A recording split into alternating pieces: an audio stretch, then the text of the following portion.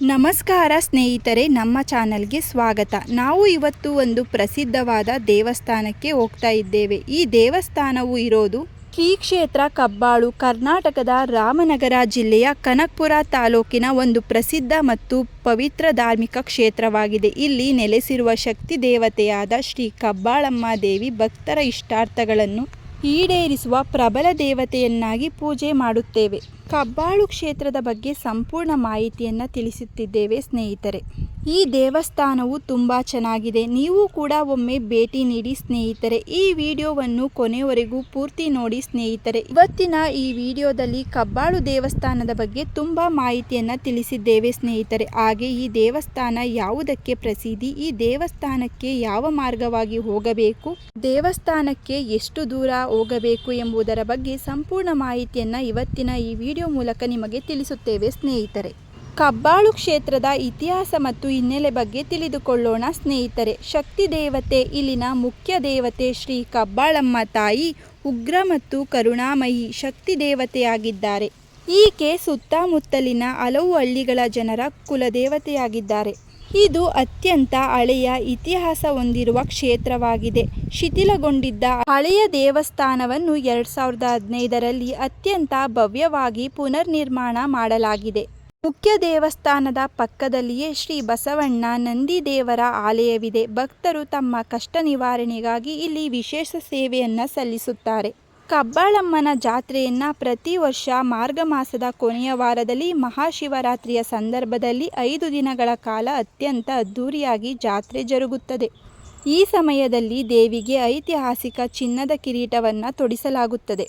ವರ್ಷದಲ್ಲಿ 2 ಬಾರಿ ದೀಪಾವಳಿಯ ಕೊನೆಯ ಕಾರ್ತಿಕ ದಿನ ಮತ್ತು ಶಿವರಾತ್ರಿಯ ದಿನ ಇಲ್ಲಿ ಪವಿತ್ರ ಅಗ್ನಿಕೊಂಡ ಆಯುವ ಆಚರಣೆ ನಡೆಯುತ್ತದೆ. ದೇವಾಲಯದಲ್ಲಿರುವ ನಂದಿಯ ಮುಂದೆ ಭಕ್ತರು ಮಲಗುವ ವಿಶೇಷ ಹರಕೆ ಇಲ್ಲಿದೆ. ನಂದಿಯು ಭಕ್ತರ ಮೇಲೆ ಹತ್ತಿ ನಡೆದು ಹೋದರೆ ಹರಕೆ ಸಿದ್ಧಿಯಾಗುತ್ತದೆ ಮತ್ತು ಕಷ್ಟಗಳು ದೂರವಾಗುತ್ತವೆ ಎಂಬ ಪ್ರಬಲವಾದ ನಂಬಿಕೆ ಭಕ್ತರಲ್ಲಿದೆ. ದೇವಸ್ಥಾನದ ಪೂಜಾ ಸಮಯ ಅರ್ಚನೆ ಮತ್ತು ಅಭಿಷೇಕ ಬೆಳಿಗ್ಗೆ 5:30ರಿಂದ 6:30ರವರೆಗೆ ಇರುತ್ತದೆ. ಮಹಾಮಂಗಳಾರತಿ ಸಮಯವು ಮಧ್ಯಾಹ್ನ 11:30 ಪ್ರಾರಂಭವಾಗಿ 12 ಗಂಟೆಯವರೆಗೆ ಇರುತ್ತದೆ. ಈ ದೇವಸ್ಥಾನದಲ್ಲಿ ಸಾರ್ವಜನಿಕರ ದರ್ಶನ, ಇಡೀ ದಿನ ಭಕ್ತರಿಗೆ ದರ್ಶನ ವ್ಯವಸ್ಥೆ ಇರುತ್ತದೆ. ಈ ದೇವಸ್ಥಾನಕ್ಕೆ ತಲುಪುವುದು ಹೇಗೆ ಎಂದರೆ, ಕನಕಪುರದಿಂದ ಸಾತನೂರು ರಸ್ತೆಯಲ್ಲಿ ಸುಮಾರು 20 ಕಿಲೋಮೀಟರ್ ದೂರ ಕ್ರಮಿಸಿದರೆ ಕಬ್ಬಾಳು ಗ್ರಾಮ ಸಿಗುತ್ತದೆ. ಬೆಂಗಳೂರಿನಿಂದ ಸುಮಾರು 75 ಕಿಲೋಮೀಟರ್ ದೂರದಲ್ಲಿದ್ದು, ಕನಕಪುರ ಅಥವಾ ರಾಮನಗರ ಚನ್ನಪಟ್ಟಣ ಮಾರ್ಗದ ಮೂಲಕ ಸ್ವಂತ ವಾಹನ ಅಥವಾ ಬಾಡಿಗೆ ವಾಹನಗಳ ಮೂಲಕ ಸುಲಭವಾಗಿ ತಲುಪಬಹುದು. ಕಬ್ಬಾಳು ಬೆಟ್ಟವನ್ನು ಸಾಹಸ ಪ್ರಿಯರು ದೇವಾಲಯದ ಹಿನ್ನೆಲೆಯಲ್ಲಿರುವ ಕಬ್ಬಾಳು ದುರ್ಗದ ಬೆಟ್ಟವನ್ನು ಚಾರಣ ಮಾಡಲು ಇಷ್ಟಪಡುತ್ತಾರೆ. ಹತ್ತಿರದ ಪ್ರವಾಸಿ ತಾಣಗಳೆಂದರೆ, ಕಬ್ಬಾಳು ಕ್ಷೇತ್ರಕ್ಕೆ ಭೇಟಿ ನೀಡುವ ಪ್ರವಾಸಿಗರು ಹತ್ತಿರದಲ್ಲಿರುವ ಈ ಕೆಳಗಿನ ಪ್ರೇಕ್ಷಣೀಯ ಸ್ಥಳಗಳನ್ನು ಭೇಟಿ ನೀಡಬಹುದು. ಕೆಂಗಲ್ ಆಂಜನೇಯ ದೇವಾಲಯ ಸುಮಾರು 15 ಕಿಲೋಮೀಟರ್ ದೂರವಿದೆ. ಮೇಕೆದಾಟು ಮತ್ತು ಸಂಗಮ ಸುಮಾರು 30 ಕಿಲೋಮೀಟರ್ ದೂರ ಕ್ರಮಿಸಬಹುದು. ಸೂಚಿ ಜಲಪಾತ ಸುಮಾರು 25 ಕಿಲೋಮೀಟರ್ ದೂರದಲ್ಲಿದೆ. ಜನಪದ ಲೋಕವು ಸುಮಾರು 30 ಕಿಲೋಮೀಟರ್ ದೂರದಲ್ಲಿದೆ. ರಾಮನಗರ ಜಿಲ್ಲೆಯ ಕನಕಪುರ ತಾಲೂಕಿನಲ್ಲಿರುವ ಶ್ರೀ ಕಬ್ಬಾಳಮ್ಮ ದೇವಾಲಯವು ಐತಿಹಾಸಿಕ ಮಹತ್ವವನ್ನು ಹೊಂದಿರುವ ಧಾರ್ಮಿಕ ಪ್ರವಾಸಿ ಕ್ಷೇತ್ರವಾಗಿದೆ. ಈ ದೇವಿಯ ಮೂಲ ನೆಲೆ ತಮಿಳುನಾಡು ರಾಜ್ಯ.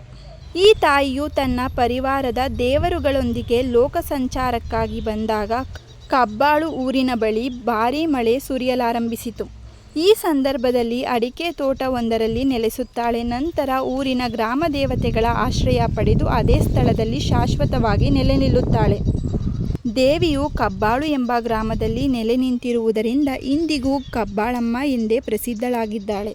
ಕರ್ನಾಟಕದ ಅತ್ಯಂತ ಪ್ರಮುಖ ದೇವಿ ದೇವಸ್ಥಾನಗಳಲ್ಲಿ ಶ್ರೀ ಕಬ್ಬಾಳಮ್ಮ ದೇವಿ ದೇವಸ್ಥಾನವು ಒಂದಾಗಿದೆ. ಈ ದೇವಿಯ ಆಶೀರ್ವಾದವನ್ನು ಪಡೆಯಲು ಸಾಕಷ್ಟು ದೂರದ ಸ್ಥಳಗಳಿಂದಲೂ ಭಕ್ತರು ಭೇಟಿ ನೀಡುತ್ತಾರೆ. ಕಬ್ಬಾಳಮ್ಮ ಈ ಪ್ರದೇಶದ ರಕ್ಷಕ ದೇವತೆ ಎಂದೇ ಸ್ಥಳೀಯರು ನಂಬಲಾಗಿದೆ.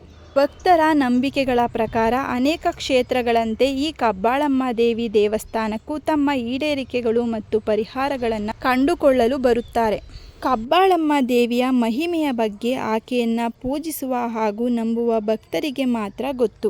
ಏಕೆಂದರೆ ಆಕೆಯನ್ನು ಒಲಿಸಿಕೊಳ್ಳುವುದು ಅಷ್ಟು ಸುಲಭದ ಮಾತಲ್ಲ. ಆಕೆ ಒಮ್ಮೆ ಒಲಿದರೆ ಅವರ ಬಾಳು ಸಂಪೂರ್ಣವಾಗಿ ಸುಖಮಯವಾಗುತ್ತದೆ. ಬೇಡಿದ ಬೇಡಿಕೆಗಳನ್ನು ಪೂರೈಸುತ್ತಾಳೆ ತಾಯಿಯು. ಸಂತಾನ, ಮದುವೆ, ವೃತ್ತಿ, ಜೀವನ, ದಾಂಪತ್ಯದ ಕಲಹಗಳಿಗೆ ಪರಿಹಾರವನ್ನು ಕರುಣಿಸುತ್ತಾಳೆ. ಅಸಾಧಾರಣ ವಾಸ್ತುಶಿಲ್ಪದಿಂದ ಕೂಡಿದ ಆಲಯದಲ್ಲಿ ನೆಲೆಸಿದ್ದಾಳೆ. ದೇವಾಲಯದ ವಾಸ್ತುಶಿಲ್ಪವು ಅತ್ಯಂತ ಅಚ್ಚುಕಟ್ಟಾಗಿದೆ. ಈ ಆಲಯದ ಸಾಂಪ್ರದಾಯಿಕ ದಕ್ಷಿಣ ಭಾರತೀಯ ಶೈಲಿಯಿಂದ ಕೂಡಿದ್ದು, ಪಾರ್ವತಿ ದೇವಿಯ ಸ್ವರೂಪಿಯಾದ ಕಬ್ಬಾಳಮ್ಮ ದೇವಿಯು ದೇವಾಲಯದ ರಚನೆ ಸಂಕೀರ್ಣ ಮತ್ತು ದೈವಿಕ ಶಕ್ತಿಯೊಂದಿಗೆ ಕೂಡಿದೆ. ದೇವಾಲಯದ ಮುಂದೆ ಒಂದು ಉದ್ದವಾದ ಕೊಂಡವಿದೆ. ಜಾತ್ರೆಯ ಸಮಯದಲ್ಲಿ ಜನರು ಅವರ ಇಷ್ಟಾರ್ಥಗಳನ್ನು ಬೇಡಿಕೊಂಡು ಎಳ್ಳನ್ನು ಹಾಕುತ್ತಾರೆ. ನಂತರ ಆ ದೇವಸ್ಥಾನದ ಅರ್ಚಕರ ಮೇಲೆ ಕಬ್ಬಾಳು ದೇವಿ ಬಂದು ಆ ಕೊಂಡದಲ್ಲಿ ಕಬ್ಬಾಳಮ್ಮ ಕೊಂಡವನ್ನು ಆಯುತ್ತಾರೆ. ಈ ಕ್ಷೇತ್ರವನ್ನು ಶ್ರೀ ಕಬ್ಬಾಳು ಕ್ಷೇತ್ರ ಎಂದು ಸಹ ಕರೆಯುತ್ತೇವೆ. ಈ ಪೂಜಾ ದೇವಾಲಯವು ಧಾರ್ಮಿಕ ಮಹತ್ವದ ಕಾರಣ ಸಾವಿರಾರು ಮಂದಿ ಭಕ್ತರನ್ನು ತನ್ನತ್ತ ಆಕರ್ಷಣೆ ಮಾಡುತ್ತದೆ. ಈ ದೇವಿಯ ಆಶೀರ್ವಾದವನ್ನು ಪಡೆಯಲು ಸಾಕಷ್ಟು ದೂರದ ಸ್ಥಳಗಳಿಂದಲೂ ಭಕ್ತರು ಭೇಟಿ ನೀಡುತ್ತಾರೆ. ಕಬ್ಬಾಳಮ್ಮ ದೇವಿಯು ಈ ಪ್ರದೇಶದ ರಕ್ಷಕ ದೇವತೆ ಎಂದೇ ಸ್ಥಳೀಯರು ನಂಬಿಕೆಯನ್ನು ಇಟ್ಟಿದ್ದಾರೆ. ಅಂದುಕೊಂಡಿರುವ ಯಾವುದೇ ಕೆಲಸ ಕೈಗೂಡಲು ಈಕೆಯ ಆಶೀರ್ವಾದ ಪಡೆಯಲು ಭಕ್ತರು ದೇವಸ್ಥಾನಕ್ಕೆ ಬರುತ್ತಾರೆ.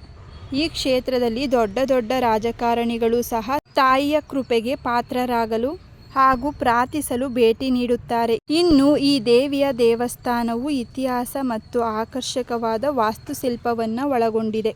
ಕಬ್ಬಾಳಮ್ಮ ದೇವಿ ದೇವಸ್ಥಾನ ಭಕ್ತರ ನಂಬಿಕೆಗಳ ಪ್ರಕಾರ ಅನೇಕ ಕ್ಷೇತ್ರಗಳಂತೆ ಈ ಕ್ಷೇತ್ರದಲ್ಲಿಯೂ ದೇವಿ ದೇವಸ್ಥಾನದಲ್ಲಿ ತಮ್ಮ ಈಡೇರಿಕೆಗಳನ್ನು ಮತ್ತು ಪರಿಹಾರಗಳನ್ನು ಕಂಡುಕೊಳ್ಳಲು ಬರುತ್ತಾರೆ. ಮುಖ್ಯವಾಗಿ ಉತ್ತಮ ವಿವಾಹ ಅಥವಾ ಉತ್ತಮ ಸಂಗಾತಿಗಾಗಿ ವಿಶೇಷವಾಗಿ ಈ ದೇವಾಲಯಕ್ಕೆ ಬಂದು ಪ್ರಾರ್ಥನೆಯನ್ನು ಸಲ್ಲಿಸುತ್ತಾರೆ. ಕಬ್ಬಾಳು ದುರ್ಗದ ಇತಿಹಾಸ. ಈ ಕ್ಷೇತ್ರದ ಹಿನ್ನೆಲೆಯು ಚನ್ನಪಟ್ಟಣದ ಜಗದೇವರಾಯ ಮತ್ತು ಮೈಸೂರು ಅರಸರು ಹೈದರಾಲಿ ಮತ್ತು ಟಿಪ್ಪು ಸುಲ್ತಾನನ ಆಳ್ವಿಕೆಗೆ ಒಳಪಟ್ಟಿತ್ತು. ಇಲ್ಲಿನ 7 ಸುತ್ತಿನ ಕೋಟೆಗಳನ್ನು ಕಬ್ಬಾಳು ದುರ್ಗ ರಾಜಕೀಯ ಕಾರಾಗೃಹವಾಗಿ ಬಳಸಲಾಗುತ್ತಿತ್ತು. ಕಬ್ಬಾಳಮ್ಮನವರ ಪವಾಡದ ಕತೆ. ಹಿಂದೆ ಕೋಟೆಯ ಮೇಲಿದ್ದ ಮರಣದಂಡನೆಗೆ ಒಳಗಾದ ಕೈದಿಯೊಬ್ಬನನ್ನು ಕೆಳಗೆ ತಳ್ಳಿದಾಗ ಅವನು ಕಬ್ಬಾಳಮ್ಮನನ್ನು ಪ್ರಾರ್ಥಿಸಿದ ಕಾರಣ ಯಾವುದೇ ಅಪಾಯವಿಲ್ಲದೆ ಬದುಕುಳಿದನೆಂಬ ಪವಾಡ ಕತೆ ಪ್ರಸಿದ್ಧಿಯಾಗಿದೆ. ಸ್ನೇಹಿತರೆ, ಇವತ್ತಿನ ಈ ವಿಡಿಯೋದಲ್ಲಿ ಕಬ್ಬಾಳಮ್ಮನವರ ದೇವಸ್ಥಾನದ ಬಗ್ಗೆ ಸಂಪೂರ್ಣ ಮಾಹಿತಿಯನ್ನು ತಿಳಿಸಿದ್ದೇವೆ. ಇವತ್ತಿನ ಈ ಮಾಹಿತಿ ನಿಮಗೆ ಇಷ್ಟವಾಗಿದ್ದಲ್ಲಿ ಈ ವಿಡಿಯೋವನ್ನು ಲೈಕ್ ಮಾಡಿ, ಹಾಗೆ ನಿಮ್ಮ ಫ್ಯಾಮಿಲಿ ಮತ್ತು ಫ್ರೆಂಡ್ಗೆ ಶೇರ್ ಮಾಡಿ. ಇದೇ ರೀತಿಯ ಮತ್ತಷ್ಟು ಮಾಹಿತಿಗಾಗಿ ನಮ್ಮ ಚಾನಲನ್ನು ಸಬ್ಸ್ಕ್ರೈಬ್ ಮಾಡಿಕೊಳ್ಳಿ. ಮತ್ತೆ ಸಿಗೋಣ ಮತ್ತೊಂದು ಮಾಹಿತಿಯ ಮೂಲಕ.